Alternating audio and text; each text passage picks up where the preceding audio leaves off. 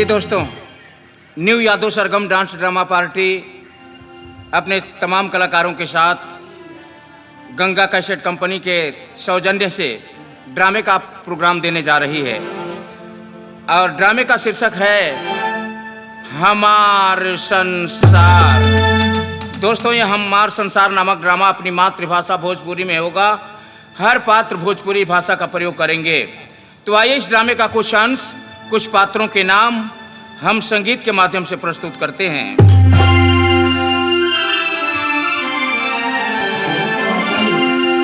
हरे रामनगर में रामधारी जी बसे एक किसान।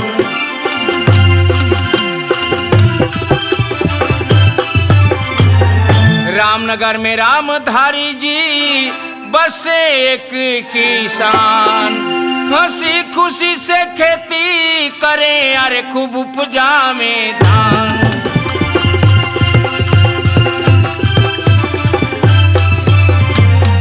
हंसी खुशी से खेती करे, खूब उपजा में धान।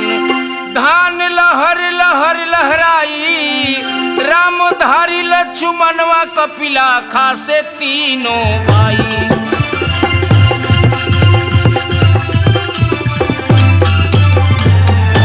दोस्तों, ये तीन भाइयों के बीच की कहानी होगी। कहानी को टेढ़ी करने के लिए एक चौथा भी नजर आएगा।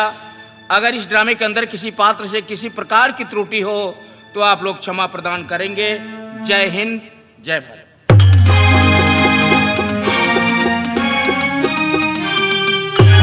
हमार नाम रामधारी बा। आए गांव का मुखिया ही बानी।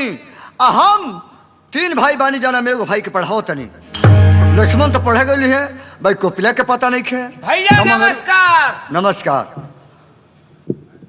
लक्ष्मण पढ़ के आ गई बा। अब ही लेखन आयल। कोपिला अब भैंस लेके गइल बने। ओकरा जी में यह काम है भाई, काम करो। हाँ, तुम दौड़ के जा तनी अपना भौजी को बुला के जल्दी ले आओ। ठीक है बेटे, हम जाते हैं। जल्दी लेके आओ।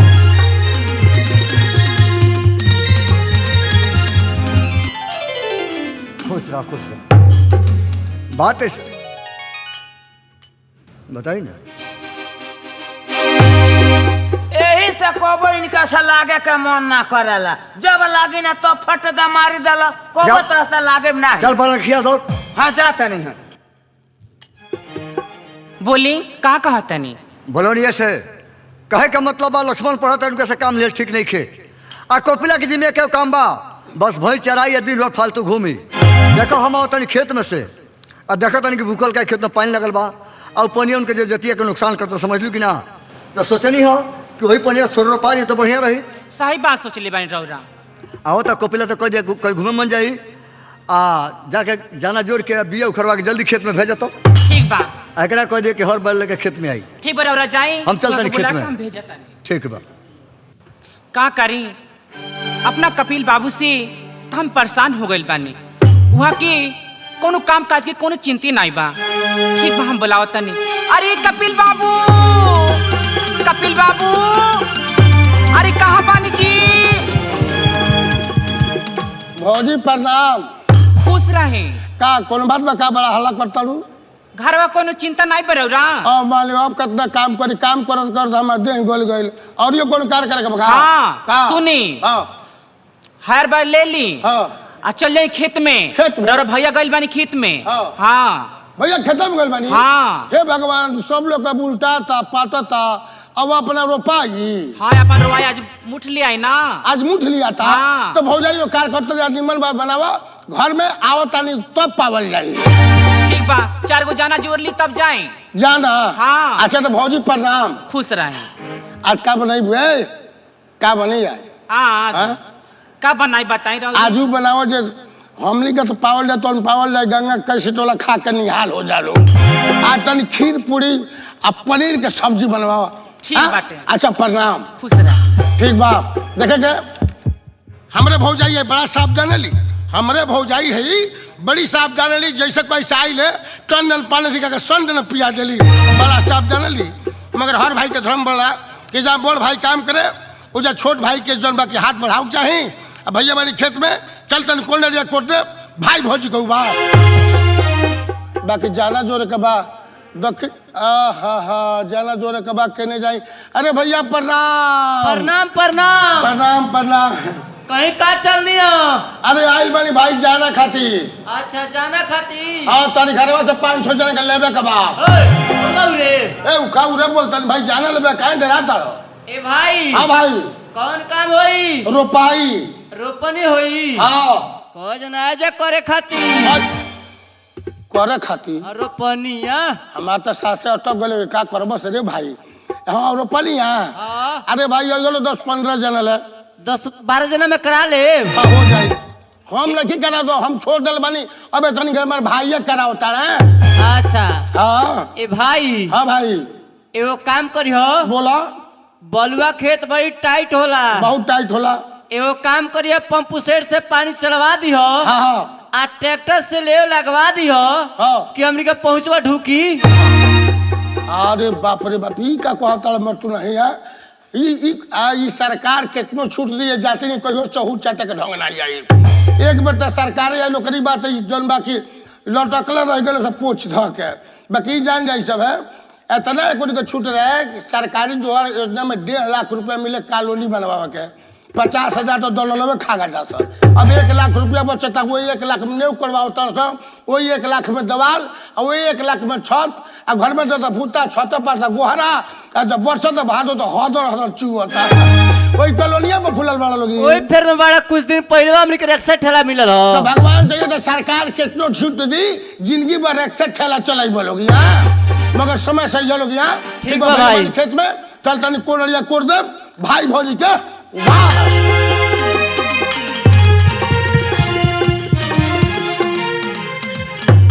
हमरे नाम भूखल चौधरी है।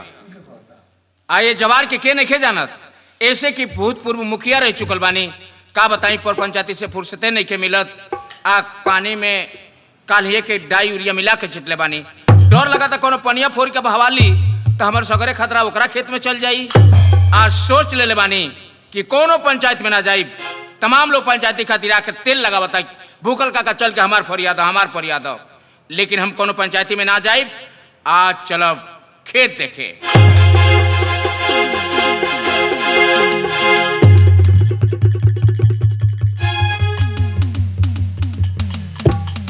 इतना समझा कहीं ये बरले कोनो का पता नहीं खे। अच्छा तले पानी तो खोल दिए कोनो भी कर ले। रामधारी हमरा शक रहल कि कोनो पानी खोरी जरूर। आओ बात सामने आइए गई। काहे पनिया खोला तारा?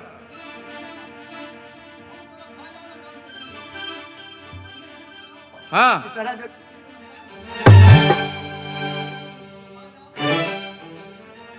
ए मर्दे तू नाही एगो पटीदार के कितना फायदा सोचेला। ये भूखल चौधरी अच्छी तरह से जानता नहीं। तू ही ना सोच रहा।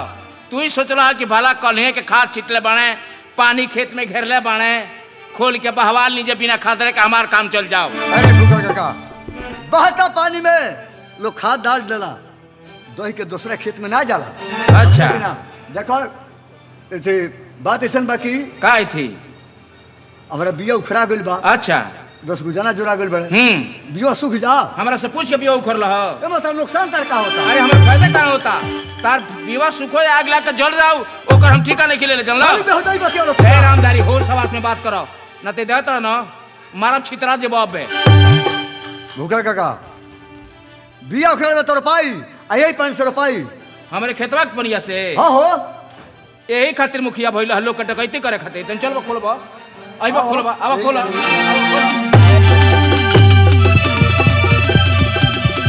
रामधारी समझ गई नी तू सोचा तड़ा कि हमनी का भाई बानी जा 3 भाई भूखल चौधरी अकेले बड़ाई करबे का करिहन तहरे समंगिया के बर्बाद कर दे।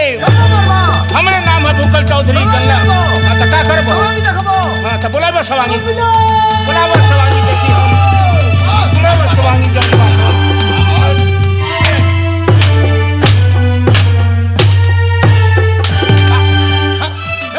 मतलब भाई पे लालू चलो मार के साला कपारे फोड़ दे। अब भैया कौन खेत में ले लगाता पूरा जना जुट गइल बा। ले तो बढ़िया लगा दे। का भइल हट अपने को कपिला हम तोर से पूछा नहीं। हाँ 2 आदमी के झगड़ा होला तीसरा हवा वाला तो जाए बिजाय पिछले झगड़ा छोड़ा देला। अच्छा पहले कुछ बुझले ना पुछले ठाई ठाई 5-7 आज घिटे बढ़िया करी हो। वाह हमार भाई जाओ तो मुखिया भाई पे लाठी तो खड़ा के मुंह तक खिता इतना ही मतलब लगा। एको लाठी बगे तो कपारे फूट गए कम बोलो। कम बोल ए रामधारी ए तू एकरे कपारे पर चढ़ा के छोड़ अरे बड़ा भूगोल का हमें करे के समझाओ। काहे बोल चले हाँ हमरा सोचे का पड़ गई हो सोचनी है ज्यादा ई सारे पड़रू बुर्बक बात का हो हमरे खानदान के ना तो मरले रहती एक लाठी सरू कोहड़ा तर छिटा के कोहड़ा तर छिट दी सर्व पर्दारा हम अगर 3 भाई के देख हरदम जोड़ते रहेला। पहले सुन लो का सुन लो आई खेत पर जब बोल चाल हो गई हो हाँ ये झगड़ा के अपना घर में केहू व्यक्ति के जानकारी नहीं जाएगी खेत पर भाई नहीं ये बात का जानकारी घर में केहू के नहीं तो जानला बिना बाकियो ना लागी आ कोई मुहवा नहीं मानी तब का करा मनबा काहे के हाँ गांव में से वो नगारा ले ली हो हाँ। और पूरा गांव भर पिटिए कि हमरा घरे मार भइल बा। हाँ ए बेटा नगारा दे अपने के लिए बाबू नगारा बजाओ कह देने चल दलो अपने कहलो हलो जानकारी में के चाहिए। प्रणाम प्रणाम हटवा जल्दी। प्रणाम सारा काम चौपट कर धलस ना साफ होशियारे भइल ना साफ बोतले भइल आ खाए के कहता रहो और जाते तू कोनी खा लेता रहो और घर में बैठल बड़ी कोनी खिया तरी आओ तनी बोले बाबू ना आएंगे पहले हम जाते बाबू लग गए चल चल चल वो कोई सब मिल के गइल बानी खेते में पता नहीं ले लागल कि ना लागल ठीक बा हमू इंतजार करता नहीं भौजी प्रणाम खुश रही काजी ले वो लाग गई ले लगे खेते में भूकल के खड़े दे लग गई का भाई के लिए पानी के लिए भूख लगे का हो और सब मुखिया को बड़ा घमंड हो गल बड़ा तरह सवांगी बा फूल तड़ो टन देना भाई पर लाठी चला लड़ से तो भैया कला कपिला जाके मरनिया ठाड अरे माइक बाजे केने गइल हो केने गइल काजी ले वो लाग गइल जी रुपया के तो देरी बा का भइल का भइल आओ हो बनल बा खा ला केने गइल हो। अरे हम कुछ तनी कहे इतना गरमाइल बानी जी गरम कनाल में दिमाग खराब होबे फिट को देबे ही बार जान लिया का भइल क्या गरम कनाल दहलू बाप रे इतना प्यार से पूछ तनी ले लागल कि ना लागल तो इतना गरमाइल काहे बानी रौदा पानी खोल तो नहीं हो हाँ। भूखल का रोक दले हो अच्छा समझा बुझा के पानी कटाई जाए खेत रोपा जाए जानता वो झगड़ा किन के करेले गांव में केसे पटल ना हाय बा कपिला बाबू ओ पड़रू के बाबू कहत रे तब हमार बाबू है ये है बाबू कह के तो बिगाड़ दले अरे औरा के बिगड़ल जी चमकाऊ तो जाने हाँ। गिरा दे बब्बे खाली घर में रहनी गोइल तो बुझता ना पूछता ठाई ठाई 5-7 आज घिटे ए बड़े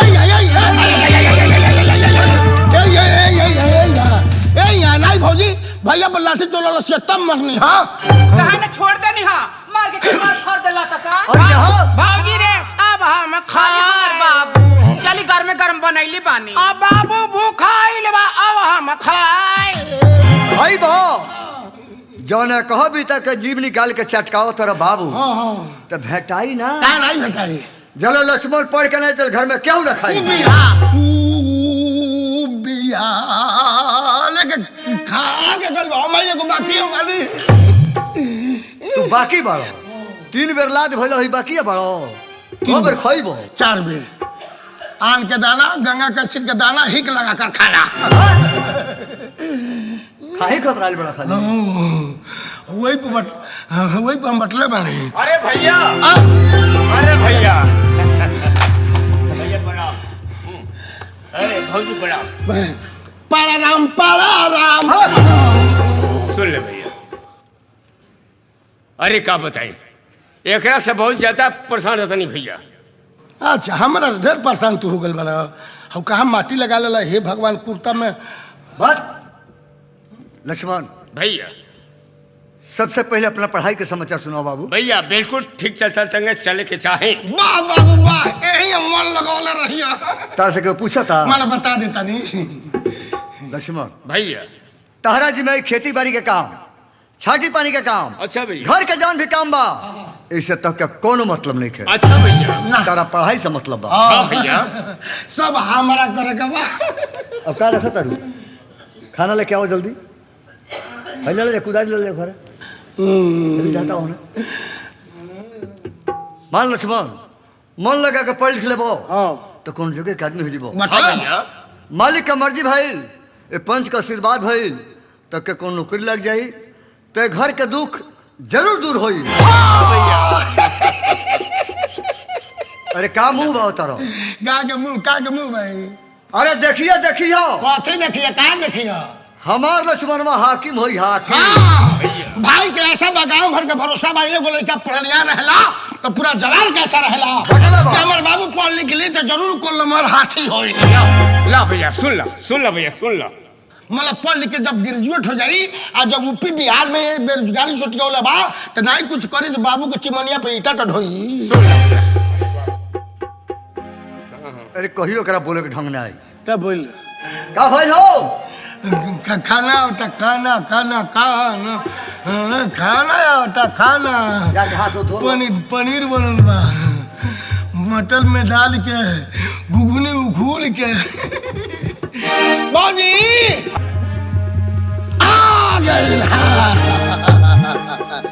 अरे का भौजी ए खाना आ गई तो भौजी सबसे पहले हमके खियावे ऐसा कि हमके लेट हो जाना स्कूल जाके बोले हमारे घर काल बात तो जाके आवता सुन ले भैया। अरे हाथ धो ले रे लेगे में सनी कहा माटी लागल बा।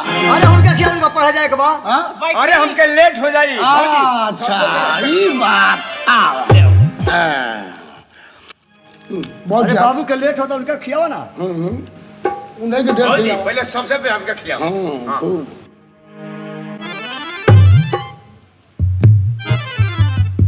आपू सबन देख ली ओकरो अगवा घींच के खा गल तो ओकरा खलिया पानी देखावता कौनी एकरा के हम समझाई समझो यार समझाओ और थोड़ी में मौज मनाओ दाल रोटी खाओ प्रभु के गुण गाओ दाल रोटी खाओ प्रभु के गुण गाओ समझो और समझाओ होली में मौज मनाओ दाल रोटी खाओ प्रभु के गुण गाओ दाल रोटी खाओ प्रभु के गुण गाओ। पेट में रोटी तल पल मोटी सोने की ये खटिया पेट में रोटी तड़पल मोटी सोने की ये खटिया। पेट में रोटी तल पल मोटी सोने की ये खटिया पेट में रोटी तड़पल मोटी सोने की ये खटिया। राधे श्याम सीताराम राधे श्याम सीताराम नफरत के दूर हटाओ और सबको गले लगाओ दाल रोटी खाओ प्रभु के गुण गाओ दाल रोटी खाओ प्रभु के गुण गाओ। समझो और समझाओ थोड़ी में मौज मनाओ समझो और समझाओ थोड़ी में मौज मनाओ दाल रोटी खाओ प्रभु के गुण गाओ दाल रोटी खाओ प्रभु।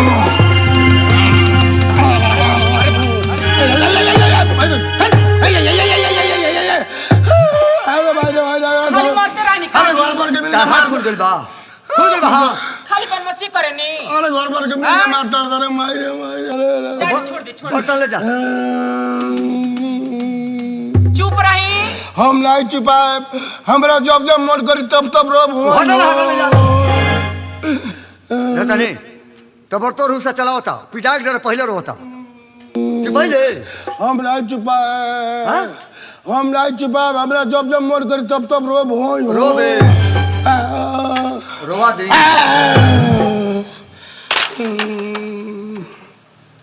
लक्ष्मण बुर्बक आदमी के माफ कर दिया लक्ष्मण कोपेल ये कौन बोली है पाड़ा का तरह चिल्लाता का बताएं तंदुल भाई से भगवान से देवता देवी से दी रात यह मनाई ले कि हम अपना परिवार के हमेशा यह खुशहाल देखी आई हमार संसार हमेशा ही बना रहा ये हमार संसार यही ना बन रही भैया। हाँ हम के तीन भाई के राज देख के गांव में के लोग कहला बाप रे बाप तीन भावा कितना राज से रहला सब हमें हमने के मुखिया के चिरौआ जीत जानी जा लक्ष्मण भैया एगो बात के हमके बहुत लम्हर चिंता हो गई बा। अरे कौन बात बा भैया? कल भूखल का एगो बात कहो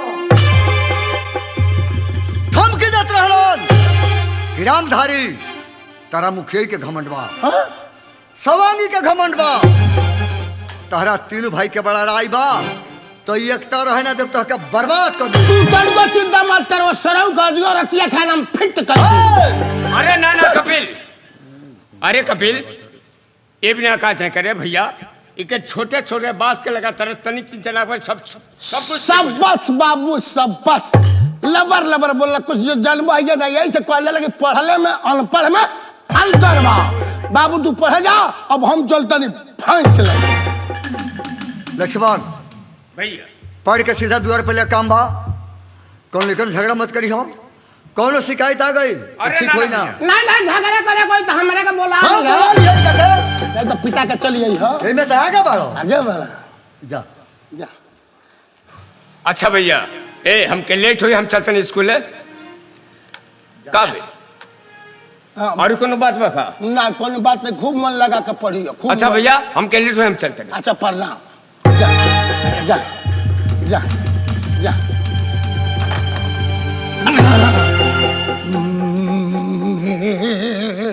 ये मारल जाला अब जो चौकट पर मार मुंह फूट गए था।